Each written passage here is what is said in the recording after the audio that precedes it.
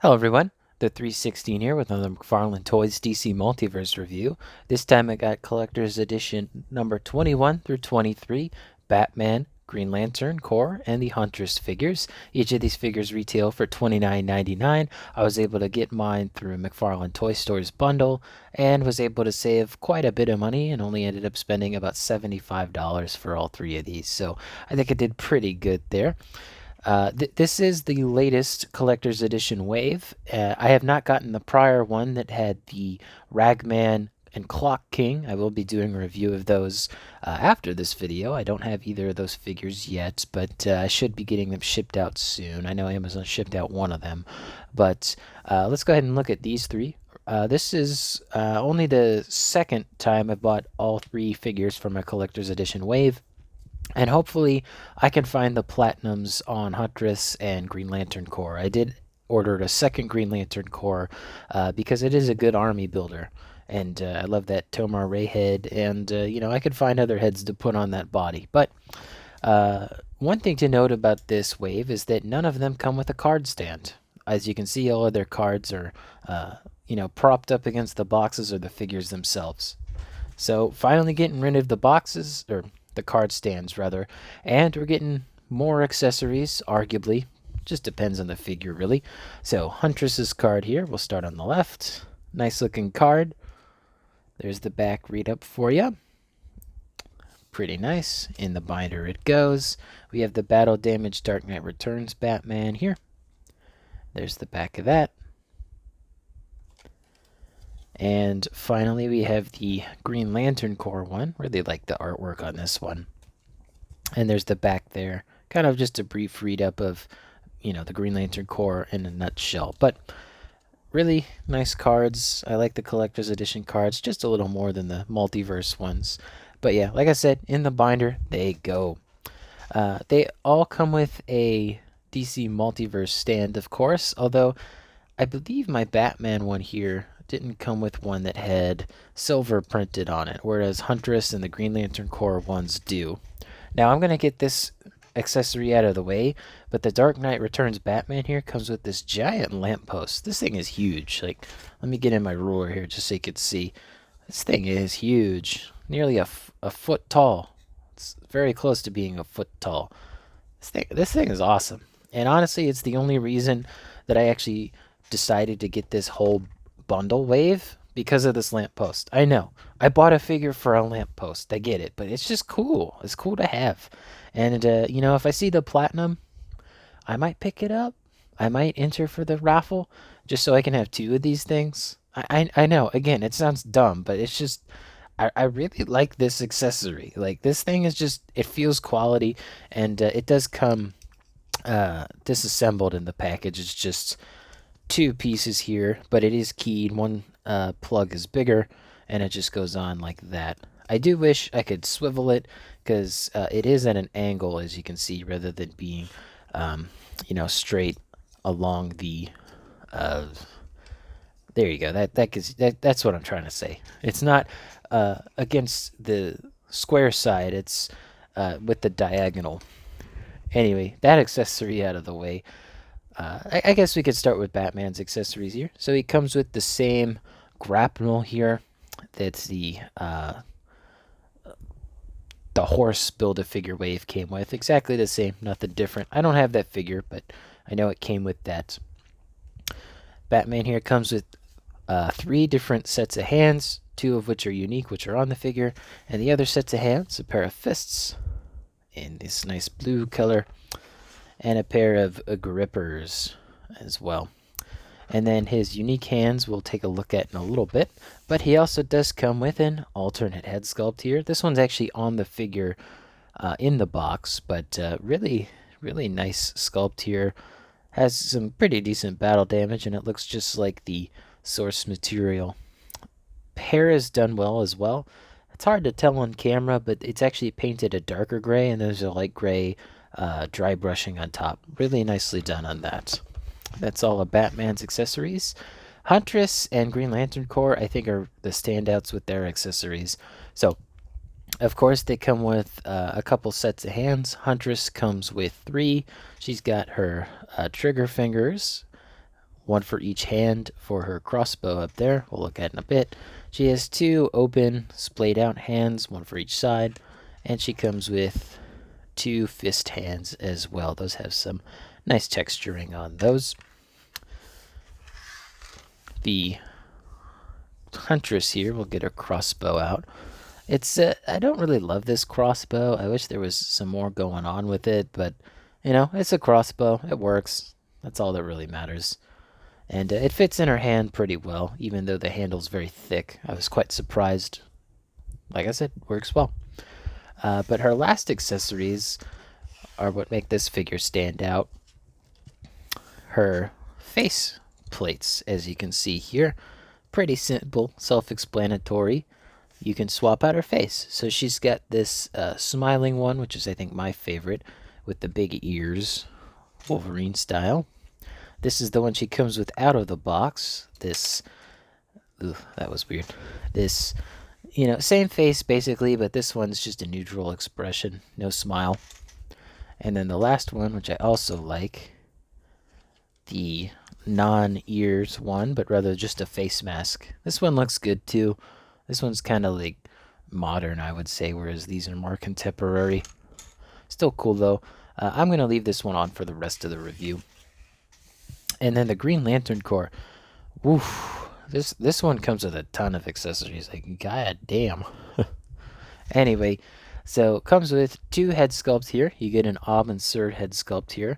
And this is really nicely textured. I thought they'd make it just a solid, smooth piece. But nope, it's textured. It looks good. And, you know, nice to have that head sculpt. But the one that comes with out of the package here is Tomar Ray's head sculpt, which I just love this one. This one's done so well. One of Mcfarlane's best head sculpts, if you ask me. And the black highlight around the green mask, that really makes this pop. It looks so good. This is how they should do the cell shading. It's just a little bit here and there, make it pop.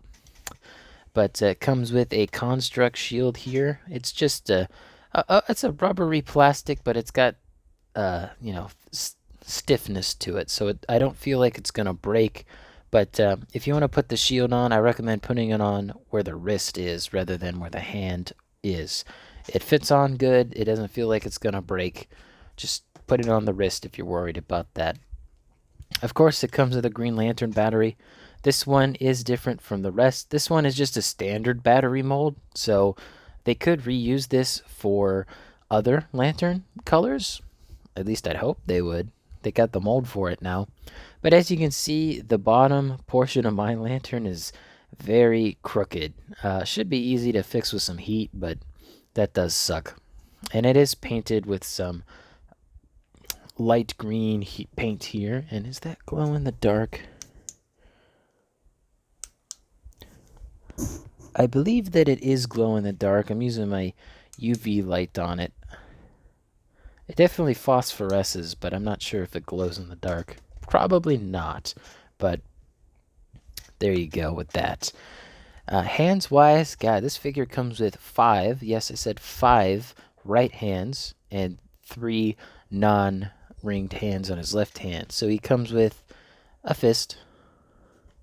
He comes with a kind of open hand, and he comes with this trigger finger gripper hand for that side. And then for the ring side, of course, you get this one with the, you know, the lantern energy just spewing out of it. Love that.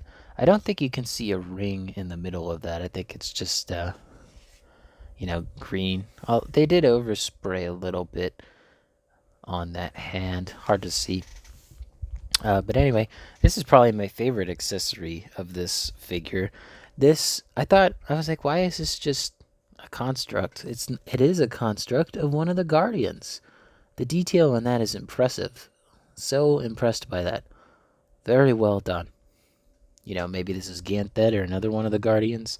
But, you know, the idea is you would have him, like, talking to one of the Guardians. Like, what's up? And then the last couple of accessories here for the Green Lantern Corps. You get the fisted hand with the ring. It is painted. As well as 2 different forms of the open hand. This one's like a slapping hand. This one's a more relaxed hand. But both of those are painted as well. The ring looks better on this hand. Anyway, that's all the accessories for these figures. I'm going to get these boxes out of the way now, but you know, it's what you expect with your boxes. Says what the versions of the characters are, etc. Green Lantern Corps, it's got the logo, yada yada. Huntress, of course, and there's Huntress. Nice, nice, nice. So, now that we have all the accessories out of the way, we can take a look at the actual figures here. We'll start off with Batman, since he's the first in this wave. His right hand here that I didn't show has the batarangs in it. One of those punctures the Joker's eye, but I thought he stabbed him with it rather than, like, brass-knuckled him with it. And then he's got an open splayed hand as well. Really like that. Now, this is a battle-damaged version of this suit, which is fine. I like it. I think that this is fairly well done. I don't know if I like the Nightfall battle damage better than this one, but either way, both figures look good. This guy, he's got a good amount of articulation, surprisingly. I was not expecting it. He's got thigh swivel. He actually has an actual thigh swivel. But in addition to that thigh swivel, he has a hip swivel, which, again, really nice. Like, there's a swivel here, swivel there, swivel almost everywhere. Not really liking the feet. That's the thing I don't like about this figure. It's just something feels off about him. Maybe it's that big ball joint where the ankles are. But, I don't know. I will say, while I do like the battle damage, I feel like they should have chose a lighter color for the skin because it looks orange. Like, this just straight up looks orange. It looks good on the bat symbol, but it does look weird because the bat symbol's raised, and you know, in the comic it's not. So it's like he's got skin up to the bat symbol that's raised. It's just strange. It's just strange. There's nothing good I can say about that. He's not wanting to stay on the stand. Let's see. No ab crunch forward. Decent amount back. I could barely twist that upper joint, but he's got twist there. Love the paint work on the face there. Really well done. I like that. There's not a lot of battle damage on this, so you could probably just use it as a, you know, a standard Batman. All you really have to do is paint that black and then acetone off the battle damage. But otherwise, you'd be fine. I also really like that they added some dry brush to the top of the cape here. None of the back is dry brushed, but having it on the top there, it really kind of highlights this figure, especially with the lamppost, like the lamps coming down on him. That's what the platinum is, the light from the lamppost shining down on him. Not a big fan of that platinum, but honestly, I don't need it. Yeah, good figure here. Can he kick his own ass? I don't think he can. Yeah, no, not even close. Can he touch his own shoulder, though? Yeah, no, he can't because of the single hinge swivel. Oh, well. And then he's got Butterfly, I think. Doesn't want to move. Yeah, he's got that joint in there, but it don't want to move. Yeah, good looking figure, good looking Batman. Not one I really wanted to get, but hey, you know, $75 for the whole wave, might as well, right? Huntress here. Love Huntress's design. And while they did reuse the Arkham City Catwoman figure, I think that it works very well for this figure. There's nothing here that looks out of place or, you know, like it doesn't belong to Huntress. Although the contrast from the, like, solid, flat plastic to the textured plastic of the arms is a bit strange. Also, Mcfarlane gave me a figure with two of the same part, unfortunately. So the shoulder to the elbow joint, it's the exact same on both sides. It should not be like that. This one is the incorrect one. However, they did give me the right forearm pieces, so while it does suck, I can let it slide for at least this one time. This is the one time I've gotten a figure that had a QC issue such as this one from Mcfarlane. So far, their production's pretty good, but this one got through. I'm not gonna ask for a new figure or anything like that. This is one that I'm okay with letting slide. But like, if I got two left feet or two right hands, I would probably, you know, send him an email about that. But anyway, rest of the figure I haven't seen any other issues from. I do wish he had normal boots. I don't really like that. I don't like when the female figures don't have boots and they have, you know, these stupid heeled shoes. Like this is not good for crime fighting. It don't work. It's not good. Just ugh. The paint works really well done on this figure. Although some on the faceplate, you can kind of see some of the skin on it, which I don't particularly love. But oh well. It's definitely probably the best on this head sculpt, though, or rather face sculpt in this case. The shoulder pads are nice here, nice and added. She's got a new belt piece, of course. Everything else is reuse, I'm pretty sure. What is nice, she's got a wired cape. It's not wired at the bottom, but it is wired on the sides. And honestly, I wish we got more wired capes like this. Smaller, and you know, they don't use too much material. And it is a lined one as well. So like you got the this is like a very light gray here rather than white, and then just the black material on the inside. I would style it, but I kind of like it how it is, and I don't want to mess it up. But yeah, Huntress is good. She can touch her shoulder, I believe. But ooh, that joint does not want to move. Let's try this arm. Yeah, she could touch her shoulder. Can she kick her ass? She gets close, but no, she cannot kick her ass. So Huntress is awesome. Love this figure. And she'll look great next to the Question Platinum Chase. Ugh. Stop with the Platinum Chases. Popular characters. Just stop it. You know how much I had to spend to get Sportsmaster here? $40. Ugh. I lost all those EQLs, Mcfarlane. Anyway, onto the Green Lantern Corps figure here. This one is not an exact copy of the John Stewart design. They actually have a different crotch piece, but everything else is pretty much similar. Also, the neck piece here is done in the green color rather than a skin color, so that you could pop any head you want on this body. Good choice there. I'm not really a big fan of the torso on this body mold. I like the arms. I don't like the feet, but the rest of the legs are nice. And this is a textured body as well. The Green Lantern logo looks nice. There's not too much to really say about this figure, but, you know, like I said, we do get some alternate head sculpts here. The Platinum Chase, though, comes with two other head sculpts. One is the werewolf-looking guy. I always just call him Chuck. I know that's not his actual name in the comic books, but he looks like a Chuck, and that's kind of what his name sounds like. But yeah, this is Tomar-Ray. We have Amundser's head over there. I would swap Amund Head-Sir on this one, but the entire neck peg came out with that head, so I'm just going to leave Tomar's on here. His pops off and on fine. No problems here. The reason I don't like this body mold is the plastic in this middle section here. Thankfully, though, on this figure, I don't feel like it's going to get in the way, but when you start to turn it, you can kind of see some stress starting to build up on that plastic, and this is not a good upper body for this figure. It's just, I wish they did something different with it. I know they want to reuse parts and stuff, but when you put that much stress on the plastic, it destroys your figures, and I do not like that. Anyway, I think it's time for our size comparisons. We got a lot. I'm not going to do the usual suspects, but I will do other DC Multiverse figures. Huntress here, she stands at almost 7 inches tall. Dark Knight Returns Batman stands just over 7 inches tall. And with the Tomar-Ray head sculpt, he stands well above 7.5 inches tall.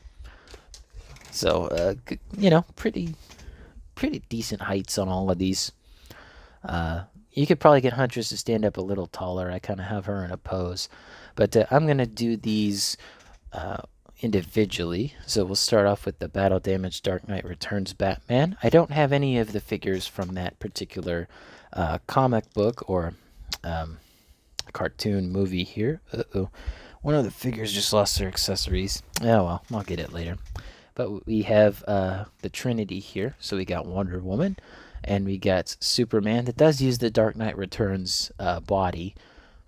I like how these three look together. It's not accurate per se, but yeah, it's good looking Trinity. No issues there. I would show this Batman with another Batman, but I didn't bring one. Oops. We'll leave Wonder Woman in here so that we can see how Huntress looks next to her. And I also got Batwoman here from a recent review. Huntress is pretty tall. Batwoman's pretty short. Honestly, I don't mind if they keep reusing the Arkham City Catwoman body, but I wish they'd do something about those legs. Like, give us some new boots. Some just classic looking boots. Like, I understand why they use this body mold, but I think this one's a little bit better. Just a little bit. But yeah, there's Huntress next to those figures. Now, the one that is going to take a while to get all the figures on screen. So, we get the new Green Lantern Corps figure. And let's get in all of my Green Lantern figures, and this is how I won the video. We got Kilowog back there, getting some alien rep in. We got the Platinum Chase Alan Scott. We have the Kyle Rayners. We have the first release with the brighter green color on his suit. This guy never wants to stand up. This is why I don't like this body mold. He don't want to stand up. And it damaged the figure's torso. Come on. Ugh. He stands up just fine on the shelf, but he never stands in the review box here. Alright, I'm just gonna... That's good. We'll just keep him back there. And then the other Kyle Rayner here, the better one. The one that came with the Kilowog 2-pack. Still love that figure. Looks great. We have the Plastic Man John Stewart here.